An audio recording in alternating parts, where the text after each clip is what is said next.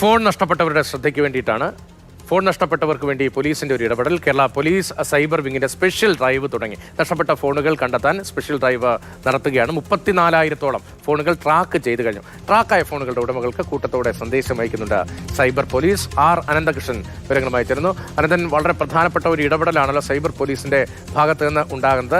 എങ്ങനെയാണ് ഈ ഫോണുകളൊക്കെ കണ്ടെത്തുന്നതും തിരികെ ഏൽപ്പിക്കാൻ ഉദ്ദേശിക്കുന്നതും? രതീഷ്, ഈ വാർത്ത നമ്മൾ ചെയ്യുന്നത് ഫോൺ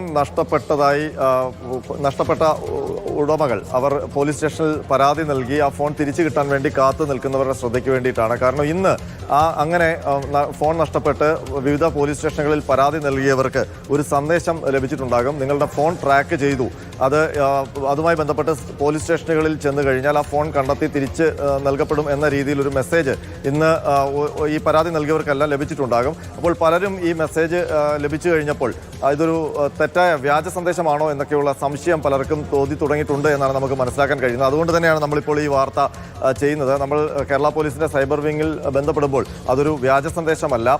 കേരള പോലീസിന്റെ വിവിധ പോലീസ് സ്റ്റേഷനുകളിൽ നഷ്ടപ്പെട്ട ഫോണുകൾ സംബന്ധിച്ചുള്ള പരാതികൾ ഉണ്ടായിരുന്നു. ഇതിൽ പലതും പെൻഡിംഗ് ആയി കിടക്കുകയായിരുന്നു. അത് സംബന്ധിച്ച് സൈബർ പോലീസിന്റെ നേതൃത്വത്തിൽ ഒരു പ്രത്യേക ഡ്രൈവ് ഇങ്ങനെ നഷ്ടപ്പെട്ട ഫോണുകൾ കണ്ടെത്താൻ വേണ്ടി കഴിഞ്ഞ ദിവസങ്ങളിലായിട്ട് നടത്തിയിരുന്നു. അതിന്റെ ഭാഗമായി കേരളത്തിൽ പല പോലീസ് സ്റ്റേഷൻ പരിധിയിലും നഷ്ടപ്പെട്ട ഫോണുകൾ ട്രാക്ക് ചെയ്തിട്ടുണ്ട്. ആ ട്രാക്ക് ചെയ്ത വിവരമാണ് ഈ ഫോണുകളുടെ യഥാർത്ഥ ഉടമകൾക്ക് സന്ദേശമായി ലഭിച്ചിരിക്കുന്നത്. അതായത് സൈബർ വിങ് പല നഷ്ടപ്പെട്ട ഫോണുകളും പരിശോധിക്കുമ്പോൾ അതെല്ലാം പല ഭാഗങ്ങളിലായിട്ട് ഉപയോഗത്തിലാണെന്ന് കണ്ടെത്തിയിട്ടുണ്ട്. ഇന്ന് തന്നെ ഈ കഴിഞ്ഞ ദിവസങ്ങളിൽ നടത്തിയ പരിശോധനയിൽ ഏതാണ്ട് 34,000 ഫോണുകളാണ്, നഷ്ടപ്പെട്ട ഫോണുകളാണ് ഇങ്ങനെ ട്രാക്ക് ചെയ്തിരിക്കുന്നത്. ആ സന്ദേശം ഏതാണ്ട് ഇന്ന് 34,000 ഈ പരാതി നൽകിയ 34,000-ഓളം പേർക്ക് ആ സന്ദേശം അയച്ചിട്ടുണ്ട്.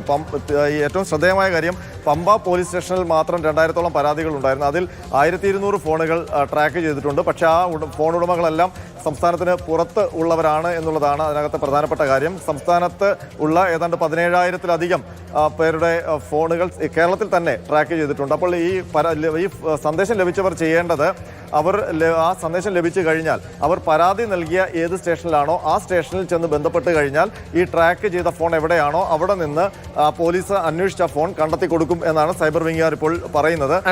നമ്മുടെ ആലപ്പുഴ റിപ്പോർട്ടർ രഘുനാഥ് നാരായൺ കൂടി നമുക്കൊപ്പം ചെയ്യുന്നുണ്ട്. രഘുവിന്റെ ഫോൺ നഷ്ടപ്പെട്ടാൽ രഘുവിനും ഒരു സന്ദേശം ലഭിച്ചിട്ടുണ്ട്. അത് നമ്മൾ സ്ക്രീനിൽ കാണിക്കുന്നുണ്ട്. രഘു, ഫോൺ എപ്പോഴാണ് നഷ്ടപ്പെട്ടത്? ഈ മെസ്സേജിന്റെ ഉള്ളടക്കം എന്താണ്?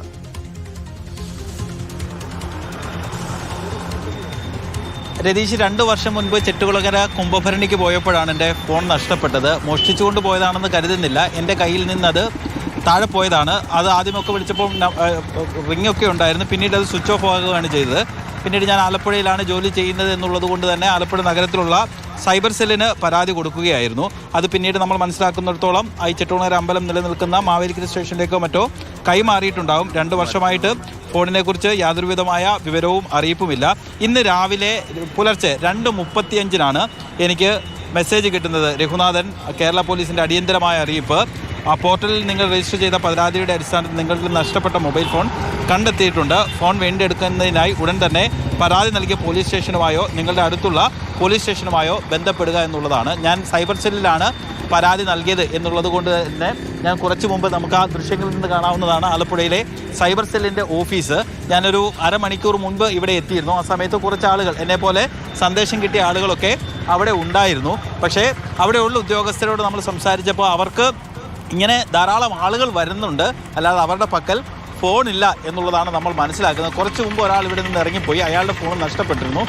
അയാളോട് ചോദിച്ചപ്പം പുള്ളിയുടെ ഫോൺ ഉള്ളത് അസമിൽ എവിടെയോ ആണെന്ന് അവർക്ക് വിവരം കിട്ടിയിട്ടുണ്ട്. അതെപ്പോൾ വീണ്ടെടുക്കാൻ പറ്റുമെന്ന് അറിയില്ല. എന്തായാലും ഫോൺ വീണ്ടെടുക്കാൻ പറ്റുമോ എന്നറിയാം. കാരണം നമ്മുടെ ഫോൺ നഷ്ടപ്പെട്ട രഘുവിന്റെ ഫോൺ ഇപ്പോൾ എവിടെയാണുള്ളത്? ഈ വന്നിരിക്കുന്നത് ഈ ട്രാക്ക് ചെയ്തു എന്ന് പറയുമ്പോൾ അത് പോലീസിന്റെ കയ്യിലേക്ക് കിട്ടിയിട്ടില്ല. ഈ ഫോണുകൾ അത് എവിടെയാണ്, ഏത് സ്ഥലത്താണ് ഉള്ളത് എന്നത് മാത്രമാണോ ഇപ്പോൾ മനസ്സിലായിട്ടുള്ളത്? അതോ പോലീസ് അത് വീണ്ടെടുത്തിട്ടുണ്ടോ? അങ്ങനെ ഒരു കൺഫ്യൂഷൻ നിലനിൽക്കുന്നുണ്ട്. അനന്തൻ അതിൻ്റെ ഒരു സാങ്കേതികമായ കാര്യം അനന്തൻ പറഞ്ഞു എന്ന് തോന്നുന്നു. ഈ ഫോൺ എവിടെയെങ്കിലും പ്രവർത്തിക്കുന്നുണ്ടാവും, പക്ഷേ അത് അവിടെ പോയി അത് വീണ്ടെടുക്കേണ്ടതുണ്ട്. പലപ്പോഴും ചിലപ്പോൾ ഇതര സംസ്ഥാന തൊഴിലാളികളുടെയൊക്കെ കയ്യിൽ ഇത് പെട്ടാൽ എവിടെയെല്ലാം പോകുമെന്ന് നമുക്കറിയാവുന്നതേ ഉള്ളൂ. അല്ലെങ്കിൽ ഇത് ഇവിടെ നിന്ന് മറിച്ച് വിൽക്കാനൊക്കെയുള്ള സാധ്യത നമുക്കറിയാമല്ലോ. അതുകൊണ്ട് ഈ കിട്ടിയവരുടെയൊക്കെ ഫോൺ എവിടെയൊക്കെ ഉണ്ട്. ചിലത് പോലീസിൻ്റെ പക്കലുണ്ട്, ചിലത് ആളുകളൊക്കെ ഇപ്പോൾ അവർ കിട്ടിയ അല്ലെങ്കിൽ മോഷ്ടിച്ചതാണ് വാങ്ങിയതെന്ന് അറിയാതെ ഉപയോഗിക്കുന്ന ആളുകളൊക്കെ ഉണ്ടാവും. എന്തായാലും ഫോൺ എവിടെയോ ഉണ്ട്, അത് എപ്പോൾ കിട്ടുമെന്ന് നമുക്കിപ്പോൾ പറയാൻ പറ്റില്ല എന്ന് നമ്മൾ സാധാരണ പറയുന്നത് പോലത്തെ ആനന്ദൻ, അക്കാര്യത്തിലൊരു ക്ലാരിറ്റി വേണമല്ലോ. എപ്പോഴേക്ക് ഈ ഫോൺ കിട്ടും? ഇതെങ്ങനെയാണ് ഈ IME നമ്പർ ഉപയോഗിച്ച് സാധാരണ നിലയിൽ വേഗത്തിൽ ട്രാക്ക് ചെയ്യാൻ കഴിയുമല്ലോ ഒരു ഫോണ്? അതിൻ്റെ എവിടെയെങ്കിലും ഓണായാൽ, മറ്റേത് സിമ്മ് മാറ്റി ഇട്ടാലും എവിടെ ഓണായാലും അത് കണ്ടെത്താൻ വളരെ എളുപ്പവുമാണ്. നേരത്തെ തന്നെ അത് നമ്മുടെ പോലീസ് ചെയ്യുന്നതുമാണ്. ഇത് എവിടെയുണ്ട്? ഇത് പോലീസ് വീണ്ടെടുത്തിട്ടുണ്ടോ? എങ്ങനെ വീണ്ടെടുക്കാനാണ് ഉദ്ദേശിക്കുന്നത്? അക്കാര്യത്തിൽ ഒരു വിവരം എങ്ങനെയാണ്? രതീഷ്, ഈ സ്പെഷ്യൽ ഡ്രൈവ് നടത്താനുള്ള കാരണം കൂടി വിശദീകരിച്ചാൽ അത് മനസ്സിലാവും. ഇപ്പോൾ രഘുവിൻ്റെ ഫോൺ നഷ്ടമായി. രഘു അത് അവിടുത്തെ ബന്ധപ്പെട്ട ലോക്കൽ പോലീസ് സ്റ്റേഷനിൽ പരാതി നൽകി. പക്ഷേ ലോക്കൽ പോലീസുകാർ ചെയ്യുന്നത് സൈബർ വിങ്ങിൽ ഈ ഫോൺ എവിടെയാണെന്ന് ട്രാക്ക് ചെയ്യാനുള്ള നിർദ്ദേശം നൽകും. സൈബർ വിങ് അത് ട്രാക്ക് ചെയ്ത് ആ ലോക്കൽ പോലീസ് സ്റ്റേഷനിലേക്ക് ഇന്ന സ്ഥലത്തുണ്ട് എന്ന് സന്ദേശം നൽകും. പക്ഷേ ലോക്കൽ പോലീസിന് അതിൻ്റെ ഫോളോ അപ്പ് ഉണ്ടാകാറില്ല. അങ്ങനെ പല ഫോണുകളിലും നഷ്ടപ്പെട്ടതുമായി ബന്ധപ്പെട്ട പരാതികൾ പെൻഡിംഗ് ആയിരുന്നു. കഴിഞ്ഞ ദിവസം ഈ cyber wing SP Ankit Ashokan ഈ പെൻഡിംഗ് പരാതികളുമായി ബന്ധപ്പെട്ടൊരു യോഗം വിളിച്ചിരുന്നു. ആ യോഗത്തിലാണ് ഈ ഫോണുകളെല്ലാം, ഇത്രയധികം ഫോണുകൾ, ഏതാണ്ട് 1,00,000-ഓളം ഫോണുകൾ നഷ്ടപ്പെട്ട പരാതികൾ പെൻഡിംഗ് ആയി കിടക്കുകയാണ്. അപ്പോൾ അത് ഒരു സ്പെഷ്യൽ ഡ്രൈവിലൂടെ പരിഹരിക്കണമെന്ന് SP നിർദ്ദേശം നൽകി. അങ്ങനെയാണ് ഈ സൈബർ വിങ് ഒരു തീരുമാനമെടുത്തത്. ഈ ഫോണുകൾ ട്രാക്ക് ചെയ്ത് അത് എവിടെയാണ് എന്നുള്ളത് ബന്ധപ്പെട്ട പരാതി ലഭിച്ച സ്റ്റേഷനിൽ മാത്രമല്ല ഈ പരാതി നൽകിയവർക്ക് കൂടി അയക്കാനുള്ള തീരുമാനമെടുത്തത്. അങ്ങനെയാണ് ഇന്നിപ്പോൾ കൂട്ടത്തോടെ 34,000 പേർക്ക്, രഘു അടക്കമുള്ളവർക്ക് ഈ ഫോൺ ട്രാക്ക് ചെയ്ത വിവരം കൈമാറിയിരിക്കുന്നത്. ഇപ്പോൾ ട്രാക്ക് ചെയ്ത് കണ്ടെത്തുന്നത് ഈ ഫോൺ, ഇപ്പോൾ സാധാരണ രീതിയിൽ ഫോൺ നഷ്ടപ്പെട്ട് കഴിഞ്ഞാൽ പല രീതിയിലാണ് അതിന് ഒന്നുകിൽ ആ ഫോൺ എടുത്തുകൊണ്ട് പോയവർ അത് പൊളിച്ചു വിൽക്കും, അതല്ലെങ്കിൽ അത് മറ്റൊരു സിം ഇട്ട് ഉപയോഗിക്കുകയും ചെയ്യും. അപ്പോൾ പൊളിച്ചു വിൽക്കാതെ ഫോൺ ഇപ്പോഴും ഉപയോഗത്തിലുള്ള ഫോണുകളാണ് ട്രാക്ക് ചെയ്ത് കണ്ടെത്തിയിരിക്കുന്നത്. അത് സംസ്ഥാനത്തിന് പുറത്തുമുണ്ട്, അകത്തുമുണ്ട്. കേരളത്തിൽ തന്നെ 17,000 ഫോണുകൾ ട്രാക്ക് ചെയ്തിട്ടുണ്ട്. കേരളത്തിന് പുറത്ത് അതിലധികവുമുണ്ട്. അങ്ങനെയാണ് 34,000-ഓളം ഫോണുകൾ ട്രാക്ക് ചെയ്തിരിക്കുന്നത്. അപ്പോൾ ഈ ഫോൺ ട്രാക്ക് ചെയ്ത വിവരമാണ് അതാത് സ്റ്റേഷനിലേക്ക് നൽകിയിരിക്കുന്നത്. ഇപ്പോൾ കേരളത്തിൽ ആണ് ഒരു ഫോൺ ട്രാക്ക് ചെയ്ത് കണ്ടെത്തിയെങ്കിൽ ഇപ്പോൾ പരാതിക്കാരന് ആ സന്ദേശം ലഭിച്ചു, രഘുവിൻ്റെ ഫോണാണെന്ന് വെച്ചു. രഘു ഇപ്പോൾ നേരെ ആ സ്റ്റേഷനിൽ ചെല്ലുമ്പോൾ രഘുവിൻ്റെ ഫോൺ എവിടെയാണ് ട്രാക്ക് ചെയ്തേക്കുന്നതെന്ന് ആ ബന്ധപ്പെട്ട പോലീസ് സ്റ്റേഷനിൽ അറിയിപ്പ് കിട്ടിയിട്ടുണ്ടാകും. അപ്പോൾ അവർ ആ സ്ഥലത്ത് പോയി ആ ഫോൺ വാങ്ങിച്ചു കൊടുക്കണം.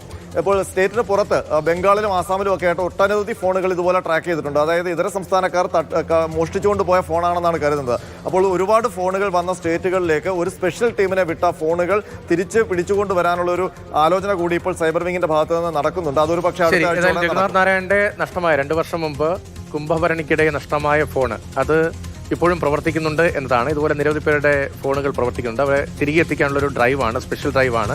ഒരു വ്യക്തിപരമായ അനുഭവം കൂടി പറഞ്ഞ് അവസാനിപ്പിക്കാൻ തോന്നുന്നു. 2009 ഡൽഹിയിൽ നിന്ന് രാജധാനി എക്സ്പ്രസിൽ തിരുവനന്തപുരത്തേക്ക് വരുമ്പോൾ എൻ്റെ ഫോൺ നഷ്ടമായിരുന്നു. 2009 ലോക്സഭാ തെരഞ്ഞെടുപ്പ് റിപ്പോർട്ടിങ്ങിന് വേണ്ടി പോയി തിരികെ വരുമ്പോഴാണ്, രാത്രിയിൽ ഫോൺ ചാർജ് ഇട്ടതാണ്, രാവിലെ ആയപ്പോൾ ഫോൺ കാണുന്നില്ല.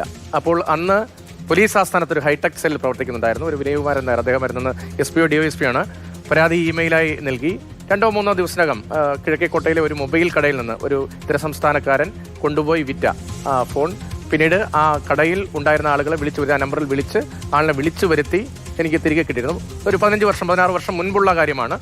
ഇങ്ങനെ നേരത്തെയും ഇടപെടൽ ഹൈടെക് സെല്ലിന്റെയും സൈബർ സെല്ലിന്റെയും ഭാഗത്ത് നടക്കുന്നത്. പക്ഷേ ഇതൊരു സ്പെഷ്യൽ ഡ്രൈവാണ്. ആ സ്പെഷ്യൽ ഡ്രൈവിന്റെ ഭാഗമായാണ് ഇപ്പോൾ നഷ്ടപ്പെട്ട ഫോണുകൾ കണ്ടെത്താനുള്ള ഇടപെടൽ. 34,000-ഓളം ഫോണുകൾ ഇതുവരെ ട്രാക്ക് ചെയ്തു എന്നതാണ് വിവരം. R. അനന്തകൃഷ്ണനും ഒപ്പം രഘുനാഥ് നാരായണനുമാണ് വിവരങ്ങൾ നൽകി.